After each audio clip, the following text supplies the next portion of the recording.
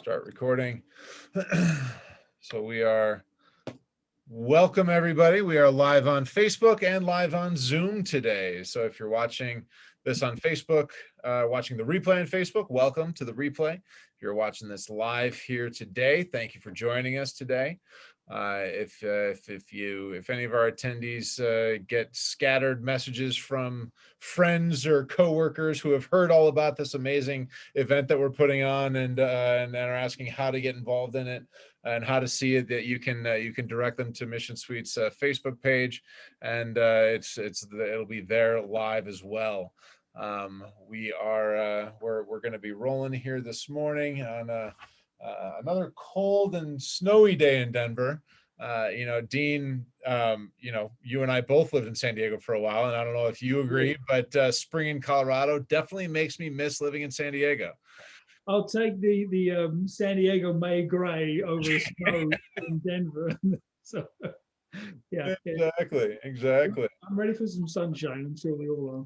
Same here, man. Same here. Yeah, we get we apparently get more sunshine here in Colorado than we did in San Diego, but these unsunny days definitely seem to have a little bit more weight to them, Yeah, it doesn't feel like it this time of year, but Yeah, exactly. All right, so let's jump in here. We can kind of jump in and launch our content for today. So welcome everybody. Thank you for joining us. For today's community table discussion, how to get more quality connections, more referrals, and more business from LinkedIn. My name is Ian Campbell. I'm the CEO of Mission Suite, and with me today again is Dean Isaacs, the founder and CEO of Vantage Group. Before we jump in, I want to address a couple of housekeeping items. Obviously, we're going to be taking questions throughout the session today, and we'll be opening up to Q&A at the end. If you do have questions, do me a favor and don't use the chat. Keep them in the Q&A box in your Zoom. That's going to be the best way to for us to see what your questions are, and the best way for us to make sure that we can get responses as they come up, because we're focusing more on the Q&A than we are on the chat more usually. So that's going to be a better place to do it. So just really introducing Dean here is Dean's a serial entrepreneur. He's got over 20 years of hands-on business growth, sales, and marketing experience. He's working with business-to-business companies across the U.S. that range from startups to the Fortune 500. His passion is helping small and mid-sized businesses achieve their growth goals by developing and implementing high-impact sales, marketing, and growth strategies.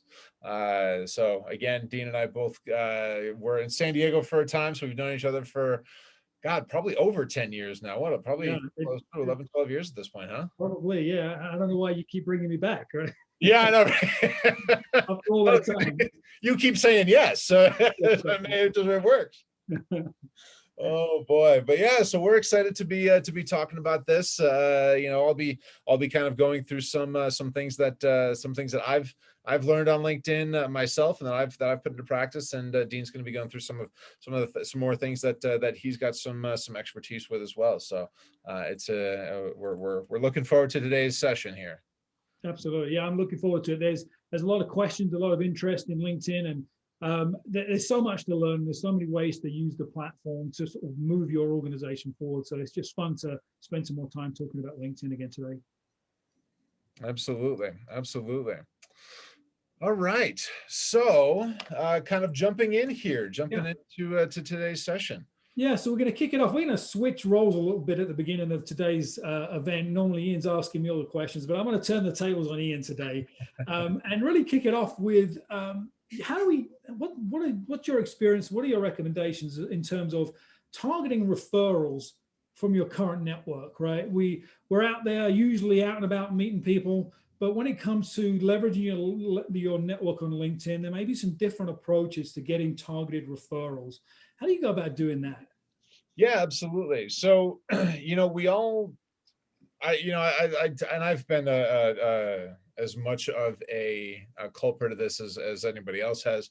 I've used the LinkedIn automators. I've used any number of things. Remember for a while I was using a system that I'm apparently no longer legally allowed to pay for, given the country that the software company was based in. So and everything in between, right? There's all sorts of different tools that are out there to try and get more connections and just reach more people, right? And some of them are better than others, obviously. But what after I hit like 5,000 or 5,400 connections and had maybe one real conversation to show for it, I realized that there's probably a better way to do it. And for whatever reason, like I said, the LinkedIn automators and the things like Copilot and whatnot, I mean, they're fantastic and they work really well. If you've got a kind of business that has that works for it. For my business, it didn't, right? I mean, it wasn't the right thing. I deal in high volume, smallish dollar sales, right? And so going out and having long conversations with people just to find out if they might be a fit, so on and so forth, is a bit more of a challenge. So I decided that I needed to start getting a little bit more targeted, and I started looking at how I was going to make this work. And it was an interesting process because I would start by, just kind of doing searches for the people that I wanted to meet. eh, Excuse me, and then actually just directly reaching out to them and saying, "Hey, I'd love to have a conversation with you.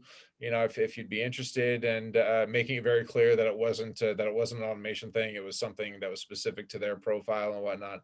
And that had some mixed results and whatnot. But I realized that a lot of my referral partners, a lot of the people that I connect with already online, people like yourself, people that I connect with in the Denver Advisory Board or the Firestorm or what have you, I mean, these people are also on LinkedIn and they know the people that I want to meet. And more often than not, we find out that it just does that. You have to actually ask for referrals, right? I mean, Right. it's rare that people are going to give you referrals unprompted. It happens, and it's great when it happens, but it's pretty rare. Figuring out. But I realized that I needed to figure out how to make that more effective and to be more direct on that. So what I started doing was actually just doing what I probably should have been doing all along and looking at someone like Dean's profile and saying, who does he know that I want to know? And then saying, "Hey, Dean, these are the people that I would love to have a connection with, that I would love to have a conversation with," right? And so that's really where the whole process started. That's really where the whole process started, is for getting really getting referrals and targeting referrals is really as simple as just saying, "Hey, this is who I want to know." And fortunately, LinkedIn has some tools that can make that easier too. Yeah, and so that was going to be my sort of follow-up was, are you using the mechanisms within LinkedIn, or are you just using LinkedIn to find those people and then ask the people that you already know? How did you go about doing that? Yeah, so for a long time, what I was doing was I would go to, I would know that I was going to, let's say, my Firestorm meeting, right? And so a week before, or 3 days before, sometimes the morning of, I would go to, depending on how long I wanted to procrastinate that day or that week. I would actually go to the different people in the chapter, and I'd say, okay, so Jim, I want to get to know this person, right? And this person, and so I would just mention, this person is on my targeted referral list, right? Or this person on my target prospect list, right? And they're, oh, I know that person. Oh, do you now? Fantastic. That's fantastic. Surprise, surprise, Yeah, right? exactly. Who would have thought? I never knew. Yeah.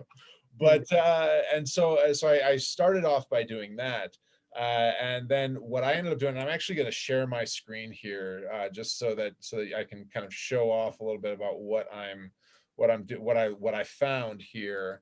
And it's pretty remarkable what LinkedIn has to offer.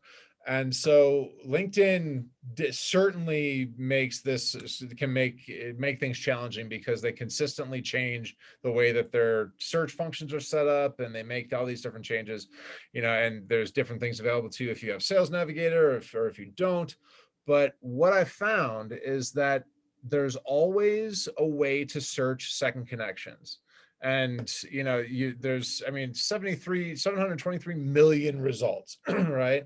And some of your second connections, as you can see from my screen, can be pretty interesting. Yeah, that first one is an interesting connection.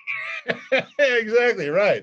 I mean, for whatever reason, that's who LinkedIn decided to show me, and which is all well and good. But going through this whole list can be overwhelming. So what I started realizing was I can actually just say that I want to find second connections of, and I can do a search for Dean here and say I want to look for second connections of Dean, and then I want them to have the title of CEO. And so I can then click here to show results. And now I've got a full list of 138 people, list that's significantly more manageable, of people that Dean knows that before I go to my next coffee meeting with Dean, or my next, before I sit down again, I can say, hey, this guy, Joe from EP Host. He looks like somebody that fits my profile. Would you mind making an introduction so that I could have a conversation? And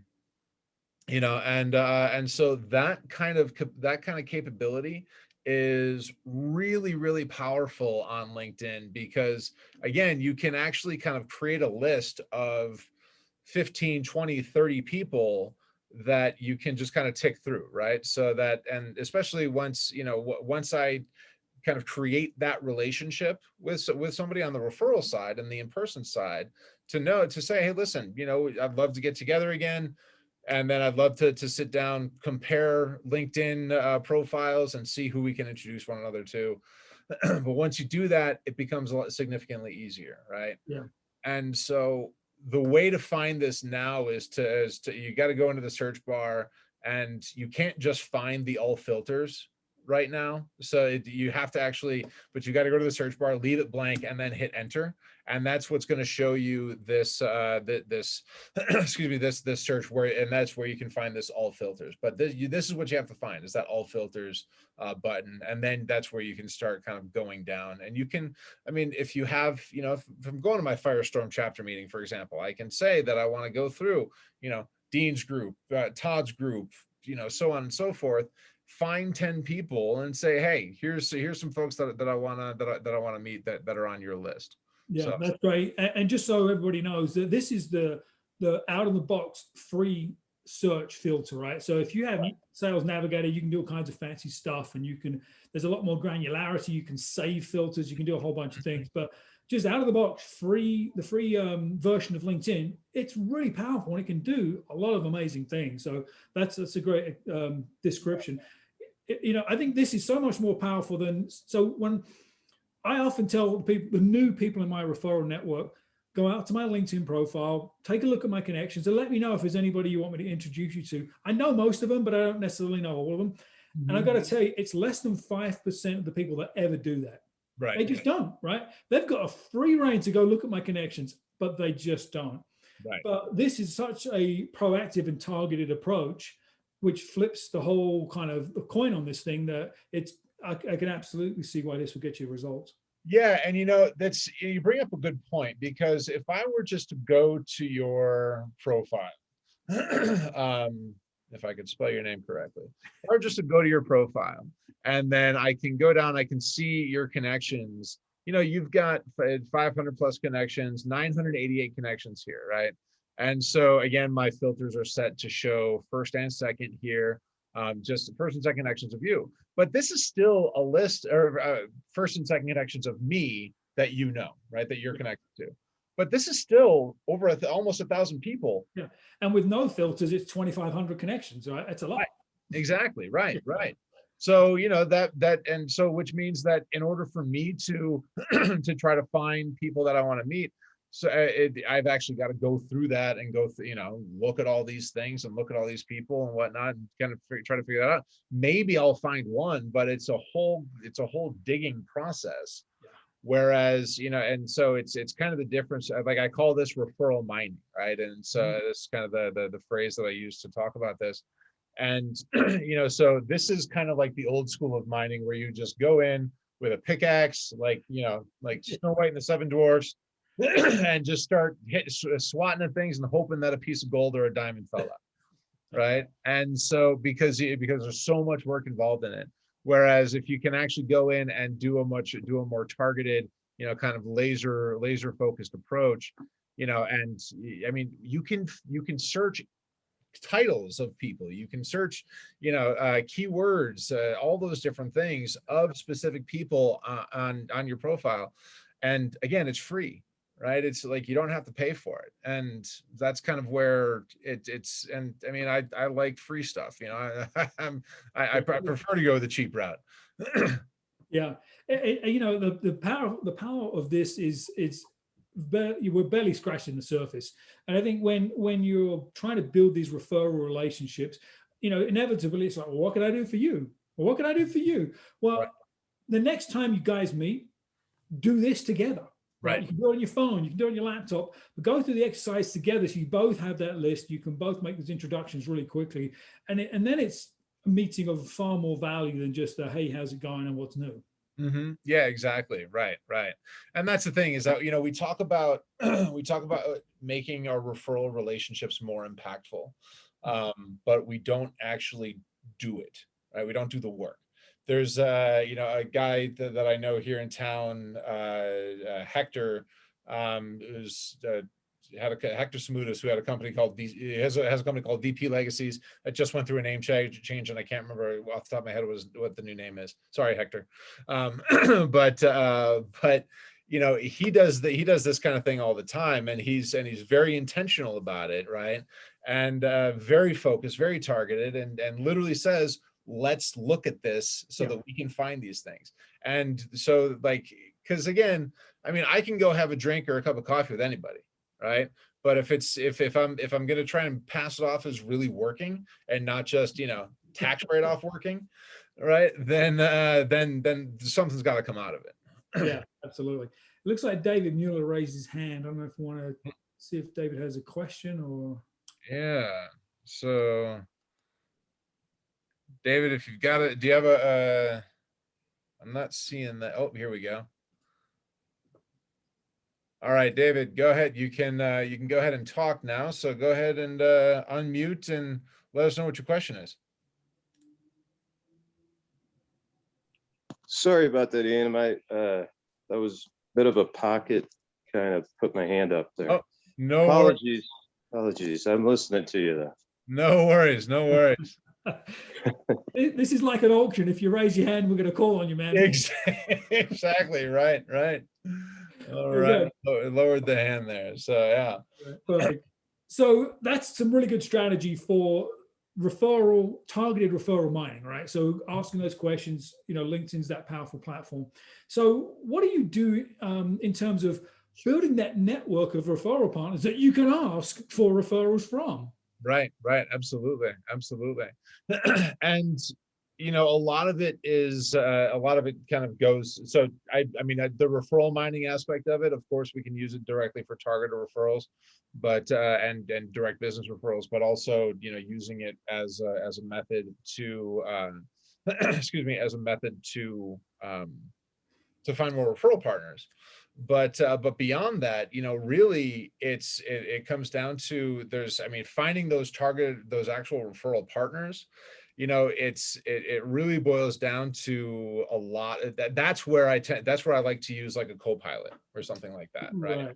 So trying to figure out the best way to say that. But yeah, that's where I like to use something like a co-pilot, because I can look at, business coaches as a perfect example, right? I know that business coaches are a great connection for me, because they're, having the conversations that we're having and that sort of thing. So I'm going to look for business coaches that in targeted areas, right? That if I want to be doing those types of searches. Mhm. And looking for opportunities to make connections, and looking for those opportunities to start by providing value. Hey, we work with some of the same folks. The challenge that I find in working with those types of automated systems like a Copilot or what have you, is that you can't narrow down the list, the types of business coaches that you're looking for example. I mean, there are certain business coaches that are much more focused on, the life coaching aspect of it. A friend of mine who was a business coach that dealt with this used to call himself a woo-woo coach. Right. And he told me one time, he's like, Ian, my breed of coach is never going to be a good referral partner for you because we're just not doing that. Right. Right. And so, so if you're using an automator, that kind of that kind of guy is also going to get swept up in that. So if you want to stay really targeted, that's where kind of making sure that you're filtering and making sure that you're going down the list to see who those people are. That's where those types of things are going to come in really handy. But a lot of those, really comes down to that kind of intro messaging. Yeah. And that's where, because then what I find the challenge of that to be is that everybody thinks you're trying to sell to them on LinkedIn now, right?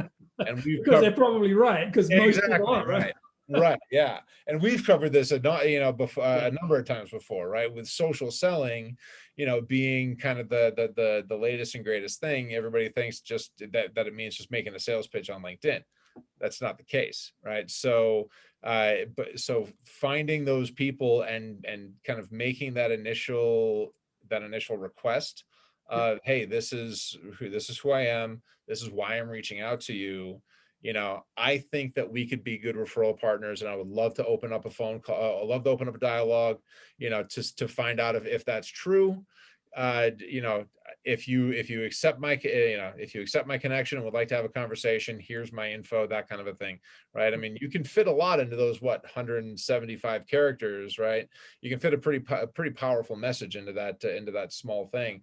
So but finding those referral partners that you can say, hey, you're active on LinkedIn, obviously, right? That's how we got here. Let's take a look at our LinkedIn profiles to make those connections. Yeah, that's great. So there are like two pieces to this sort of strategy, right? One is knowing who you want to target, right? If we're talking about building your network of referral partners, getting really, really clear on the profile, the characteristics of that individual. We've talked about that before. Your ideal client profile concept that you use for your prospects, you can use that same methodology to find the right kind of referral partners. And if it is really narrow, using those sort of blast tools, it's tough to get them, filtered down enough. So then you're going to be a much more tactical, right? And it's going to be direct messaging individuals. So that takes up more time, but you're probably going to get better results. Mm-hmm. And then the third piece I heard was it's all about message. Right. And I've got a few things that we're going to cover in a minute here about messaging, but that's where the wheels fall off of this process, right? With bad messaging, right? Absolutely. Or just a generic connection request, hit the button, and no customer, no. Right. Yeah, exactly. Because you're not setting anything up, right? I mean, it's it's sales 101, and this is a Dan Levitt quote, for anybody that knows Dan here in Denver. You don't have a closing problem, you've got a prospecting or a qualifying problem, right? Yeah. That you're not, if you're not closing deals at the rate that you think that you should be, or having referral conversations at the rate that you think that you should be, then there's a problem in the way that you're setting it, that you're setting the conversation up. Yeah, it's an opening problem, not a closing problem. Exactly. Right. So I mean, so when it comes to this, when it comes to the messaging for that link, for those LinkedIn connections, if you can be super focused and super targeted on, this is why I want to reach out to you, then, the people that are like, no, I've got more than enough people in my referral network that are trying to refer me business, and it's not even working now, because a lot of people are a lot of people do kind of look at that and think that, and kind of ignore a lot of LinkedIn stuff for that reason, right? And I frankly don't blame them. No. Because I mean, right, especially like I said, right now LinkedIn is for a lot of people just a glorified contact list. So it is, yeah. There was a recent study that came out, and I think it was 43% of people on LinkedIn are still using it for career development, right? Finding a new job and whatever. Then it was, I think, a few percentage points less of the users, still low 40%, about half, are using it to expand their network. So it's amazing how LinkedIn it was the platform for finding a job and recruiting. And over the last 7 to 10 years, it's shifted. And that's pretty evenly balanced. People expanding their network and people finding a job. But the part that's not told is how in the last 6 months to 12 months, it's become this sort of like open pitch, right? Yeah. You connect with me, I'm going to try and sell you something. And I think that's actually made our job more difficult. Yeah. Because there's more noise and more distraction, and more people are just like, I'm not even going to bother. So the messaging is critical to that part. Yeah, That part of the process. absolutely. Absolutely. And I'm seeing here in the questions that I was corrected that apparently it's my Dan Levitt quote is, it's actually a Gary Harvey quote apparently. So I want to make sure that I keep the record corrected there. It looks like Wes had a question as well. Do you see that one? Yeah. So Wes asked me if I could walk through the steps again for second level networking. And just real quick, Wes, I can, I'll show you, I'll kind of show everybody one more time here. If I can remember how to share my screen, here we go. So basically it's, click into the search bar, just leave it blank and then hit enter. And it's going to take you to your main search. And then you're going to click on the people search up here in the top, and then click on all filters. And then you can search for second connections by the connection itself. And I'll just use Dean again. And then we can go down and then narrow down by whatever you might need to narrow down for. For example, I'll just look at like owners, for example, and I can click on show results, and it's going to show me all of the owners that Dean has in his connections that are second that I don't know.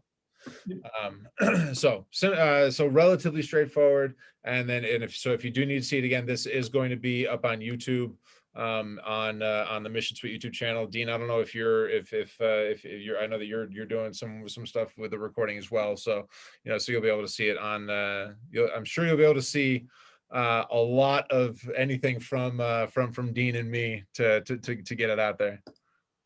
Yep, exactly. Yeah. So speaking of messaging, because like I said, getting getting people to getting those referral partners through LinkedIn is all about messaging. And so Dean, that's kind of where you come into play. So one of the questions that we advertised this little panel discussion with is, how do we get more people to accept our connection requests? So teach us, Yoda. All right, I left my lightsaber at home, but yeah, right. So I think that the messaging is critical, and that's the one thing. There are really three things that you have control over. One is making sure your LinkedIn profile is current and correct and up to date and speaks to your target audience. So that's number one. Number two is who are you targeting, right? Making sure you've got your filters set up, you know who you're going after. And then the third is the messaging. And the messaging has to align with both of those previous two. It has to make sense in terms of representing your brand and your offer or whatever it is you're going after. And it has to resonate with that target that you've gone after. So I would say I have kind of like 3 rules of doing cold outreach messaging on LinkedIn. It's a little different when you're messaging someone you know, but we're talking about cold outreach or lukewarm perhaps outreach. So the first is what I just said. It's target the right people. So whatever that's for, if you're looking for people that are going to refer you business, if you're looking for strategic alliances, you're looking for finance or funding, you're looking for clients and prospects, get really clear on what that profile, that persona looks like. So that's the first one, is get tight on that. Because like you said, not all business coaches are the same. Sure. The second is, as you think about the messaging, personalize and show interest. And that may sound really obvious, but I can't tell you how many times people try and sell me marketing services, sales services, business consulting services. It's the stuff that I do. It's on my LinkedIn profile. Yeah. So I'm not buying my stuff. I don't know about, you probably don't need a CRM. So But it's amazing how many times I see these like just bot type messages come through my inbox. I understand that they're playing the numbers game, right? They're going to send out thousands of these over a period of weeks or months, and they hope that one or two hit. That's the business you're in. Okay. But wouldn't you want to increase the odds of success and lower the heartache and pain? So personalize and show interest. So personalize, what I mean by that is go to their profile. What a concept. Look at their activity, right? Which is all their posts, the stuff they like and the stuff that they're interacting with, and find something in common. Okay, Ian, I just saw your recent post on last month's community table. I really liked your comment about how to find second level connections on LinkedIn. Is that going to capture your attention? Mm-hmm. Absolutely, it will. Yeah. Right? Somebody showed that they care. If you don't have something like that level of detail, you can have something in common. Maybe we're both working with manufacturers, right? And you can mention that, right? There's something in common. So take the time to personalize and then show interest in what they're doing and in their business. Any of those things you can layer into the messaging is going to increase the odds of that message being read and then them reacting to it. Yeah. And then the third thing is be of value and don't pitch. Right. Right. Again, shouldn't have to be said, but we're going to say it anyway. Right. So be of value means share some insight. You know, if you're using LinkedIn effectively, you're probably posting content. And hopefully that content's seen as value to your target audience. So you can refer them to that. You can simply say, you know, we do a lot of work with manufacturing companies, and I post a ton of information that my manufacturing clients find helpful. I'd love for you to check it out. That's of value. And then the other piece is don't pitch. And we've joked about this, and I know everybody on the call has had this. You hit the accept the connection request, and then boom, you get an automated sales pitch. Don't do it. That's the social part of social media, right? Nobody wants to be sold to. I actually got one this morning, and I wrote it down because it was perfect timing. So it was this, you know, I would love to connect, blah, blah, blah, blah, blah, and tell you a little about what we offer. That's a pitch. Right. That's a slow pitch, a soft pitch, but it's a pitch nonetheless. So they spend time looking at my stuff and making a comment, and then they had to throw in there, I want to tell you about what we do. Right. Avoid the temptation of that soft pitch because it just turns people off, especially now where everybody's getting pitched on LinkedIn. It's actually refreshing when you don't get the pitch because you kind of expect it. So target, personalize and show interest, be of value, and don't pitch. They're my sort of 3 rules for cold LinkedIn messaging. Right. So, so are we talking about InMail right now, or are we talking about like just using that add connection request here? Yeah, it's the connect, building your, because there's like a dual purpose here, right? Building your network on LinkedIn, right? And by doing, to be able to get people to say yes to connection, you're going to include a personalized message. So this wasn't specifically InMail. InMail is a little similar but different because you do have a subject line you can use with InMail, and just like any email marketing, it's all about the subject line. Right. But I was really thinking in terms of that connection request. Yeah. But then, what is your logical follow-up message? Because maybe you did this perfect personalized message and it was great, and they said yes. Then if your instinct then is to pitch them, to sell them on something, don't do it. Resist that urge too. The goal is to strike up a conversation. That's all the goal is. That's where you should start in any sales process, online or off. The goal is to just have a conversation. Right. And people who have worked with me hear that a lot, right? Don't think of it as a sales. It's just a conversation, right? Because if you don't establish that peer-to-peer level, kind of level set rapport, you're never going to get the conversation to move forward. So how can you engage? So you've crafted that first message, and it's good enough where people have said, yes, I'm going to connect. Have some thought process around what the next message will be. What is the goal of the next message?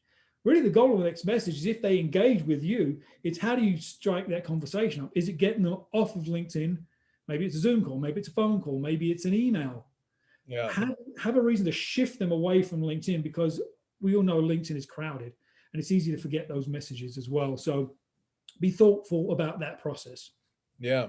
So I mean, what you're talking about with, just actually researching the profile and things like that would kind of drive people away from automators like Copilots and this one company that you can't even buy anymore, and those types of things, Yeah. right? So is that so real? So do you think? I mean, are you kind of going more in the direction of, automators can be all well and good, but really, if you want to build real connections, to focus on manual work? Yeah, it's a good question. I think it depends, like everything, right? It's situational. So Right. I have a client that we work with right now. They're a software company, and they have a product that's very specific for doing lean project planning, right? And their target audience are the superintendents of medium and large general contractors, because Mhm. we know there's a clearly defined pain that the market isn't filling. And so they actually use Copilot, but they use an automator, right? Because it speaks right to the pain, right to the point, and these people want to talk about solving that problem. Right. So while we're not selling, we're introducing a solution that can help solve their problem. And we get a pretty high response rate. We get a 40-50% connection request exceptions, and then we get about a 20% conversion to setting an appointment. Mhm. And we have a very dialed in 3-message sequence that they get. So for that, we're still not really selling. We're offering a solution to solve a known problem for that unique persona. Mhm. So in that case, it's a volume game. We know Right. that, and we've figured out the nuances. But around building connections, a lot of the work that we do and the people on this call do, it's much more personalized sale. We're dealing with a small business owner or a mid-sized business owner, let's say, and so you have to build that relationship. And Right. so that is much more of a one-to-one sort of messaging approach.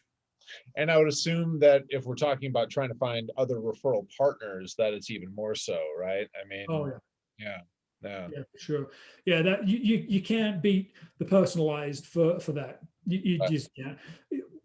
It actually does the opposite when you just mass message people and say, "I want a relationship," mhm. right? Because clearly you don't. You just Yeah, right. message me and 1,000 other people.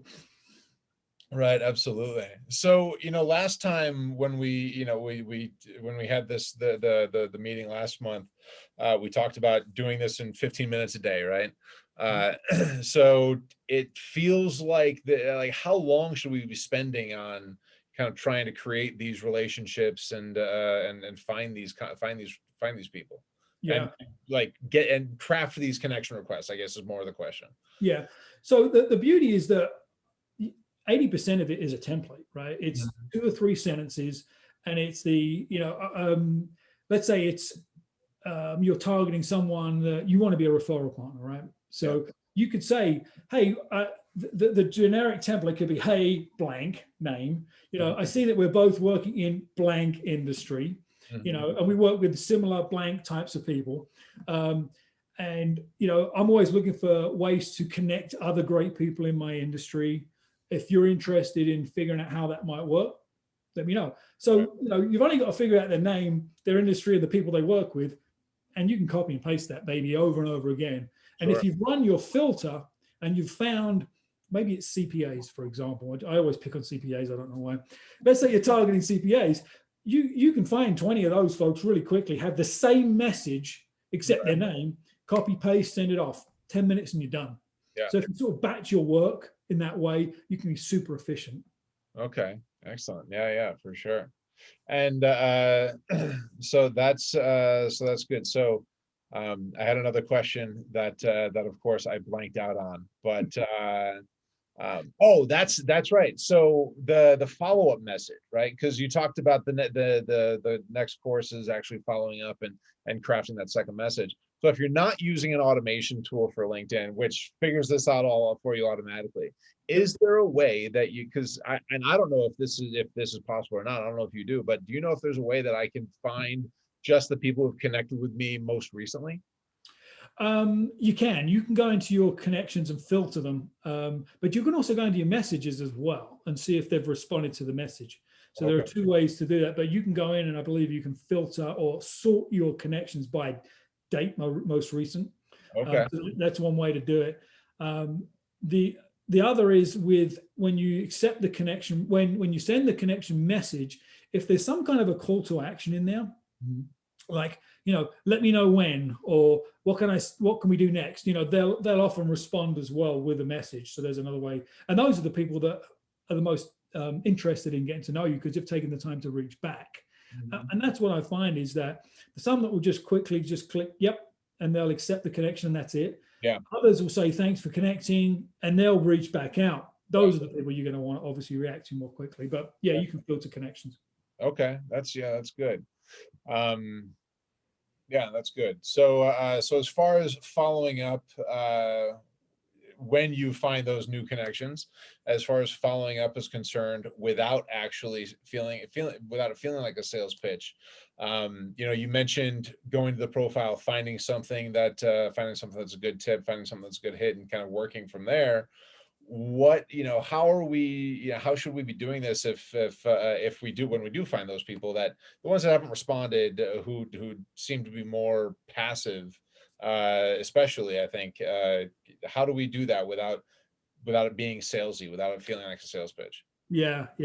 So if you're sort of prospecting, maybe I should qualify my response that way. If you're prospecting, it's different to sort of the referral partner relationship. So let's say it's prospecting, because those are the most difficult. Then your follow-up needs to be timely, first of all, right? Don't wait a month, because they've already forgotten that they even connected with you. So be timely. So I think within 24 to 48 hours, respond to them. Sure. Right. So that's one, be timely. Second is, show some appreciation for the connection. And then third is go back to that concept of offering value. And offering value can also be asking questions about their business, not in a salesy qualifying way, but hey, you support the restaurant industry, and of course over the last 12 months that's been really tough.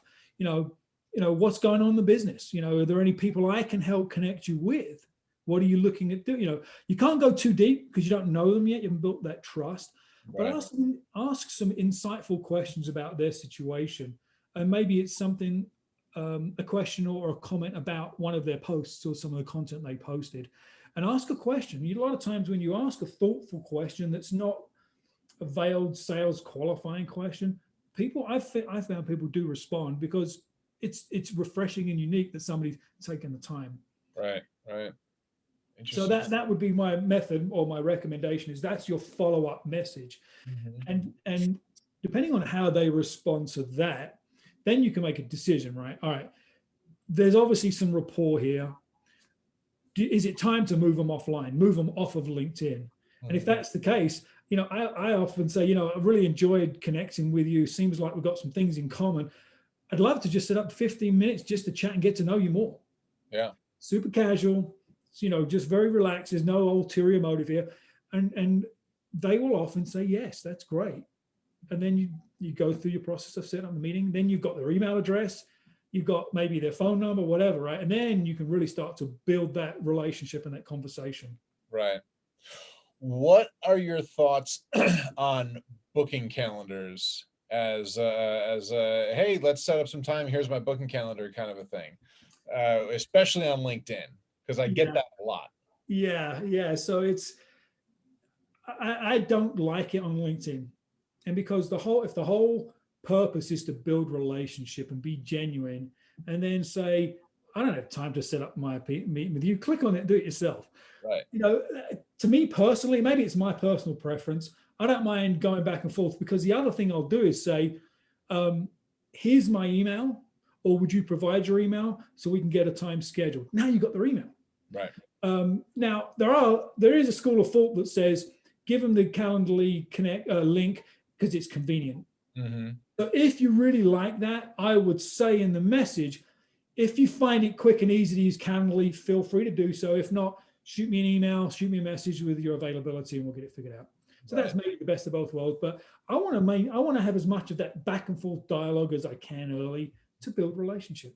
Yeah, because there's what is it, friendships forged in fire kind of a thing, there's trying to figure out the actual meeting date and time is shared misery in a lot of in a lot of ways, going Yeah, back and forth on the calendars. So so it does. It kind of it starts to solidify that a little bit. it does. I was going through that process last week, and bonehead, I looked at the wrong day.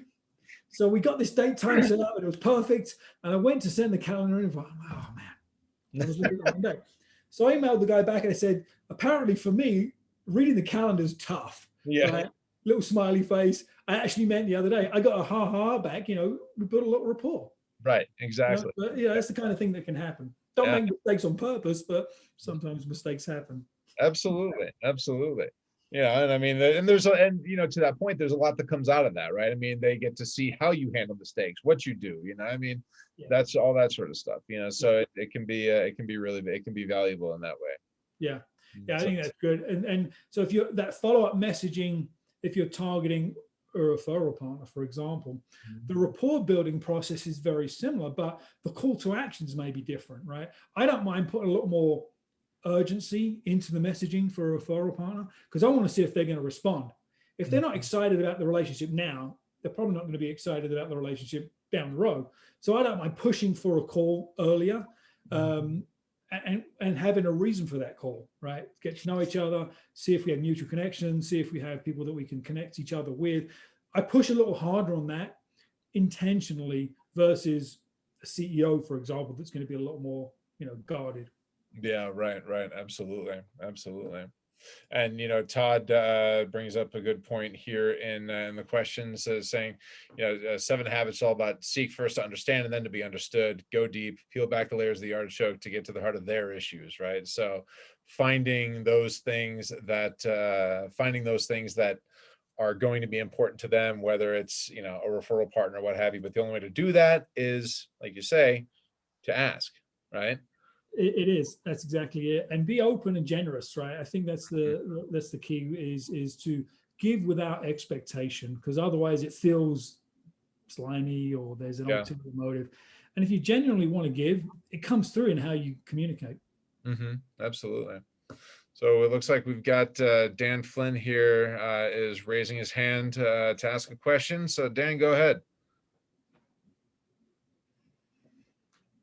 Got to unmute yourself, and then we'll be able to hear you.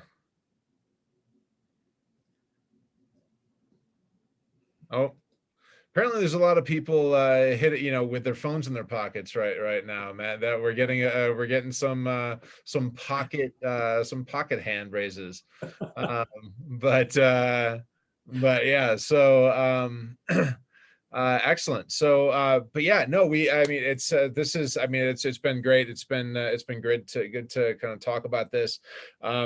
The last thing before we wrap up today is something that you and I are actually talking about before we went live. And that is that even since last month's LinkedIn conversation, LinkedIn has made a number of changes already.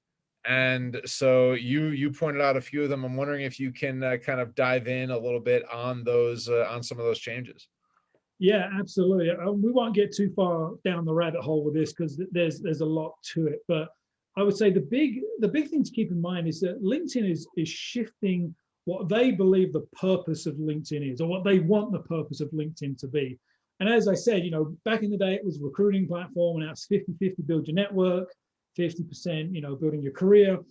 LinkedIn has this vision that they want it to be your daily content platform. Facebook, Instagram, Pinterest, name your platform of choice, right? They want to be that daily platform of choice for your content consumption. So they're making some changes to the platform to drive that sort of interaction. So one thing that we touched on last month, and I wanted to sort of like close the loop on, was this concept of doing LinkedIn Lives, which is much like hosting a webinar in essence, or a live conversation on LinkedIn. So that feature is available, but you have to apply to LinkedIn for them to unlock the feature. And it's a fairly simple application, and you can just literally Google LinkedIn Live application and it will show up. So you have to apply for that. The cool thing about that is it shows up as a live event in your connections feed. So LinkedIn Live is one. The other is creator mode. Sorry, my brain. Creator mode, it's brand new. It's so new that most people don't even have it. And so the rumor mill is that they're going to unlock this feature for everyone by the end of April. And only the real sort of like power users right now have it. And if you go into your profile, sort of like the edit profile page, the little pencil looking thing, click on that right at the top, and you should see a creator mode option. Well, at some point you'll see a creator mode option.